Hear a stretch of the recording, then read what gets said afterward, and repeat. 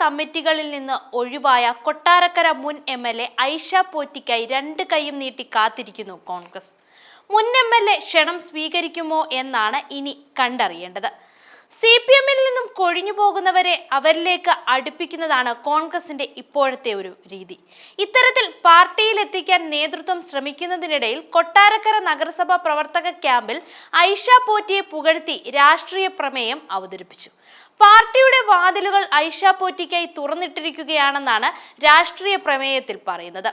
CPIM-നെയും മന്ത്രി KN ബാലഗോപാലിനെയും വിമർശിച്ചുകൊണ്ടുകൂടിയാണ് ഈ ഒരു പ്രമേയം. CPIM ഏരിയ കമ്മിറ്റിയിലും ജില്ലാ കമ്മിറ്റിയിലും ഐഷ പോറ്റിക്കെതിരെ പ്രവർത്തിച്ചതും അവരുടെ ചിറകരിഞ്ഞതും മന്ത്രി ബാലഗോപാലിന്റെ അറിവോടെയായിരുന്നു. ഐഷ പോറ്റിയുടെ ജനകീയതയെ മന്ത്രി ശരിക്കും ഭയന്നിരുന്നു. CPIM നിർബന്ധത്തിന് വഴങ്ങുകയും ചെയ്തു.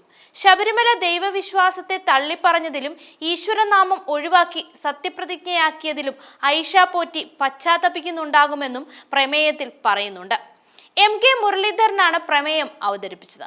3 തവണ കൊട്ടാരക്കര മണ്ഡലത്തെ പ്രതിനിധീകരിച്ച MLA ആയിരുന്നു ഐഷ പോറ്റി. വർഷങ്ങളോളം കൊട്ടാരക്കരയെ പ്രതിനിധീകരിച്ച R ബാലകൃഷ്ണപിള്ളയെ പരാജയപ്പെടുത്തിയാണ് ഐഷ പോറ്റി ആദ്യമായി നിയമസഭയിലെത്തിയത്.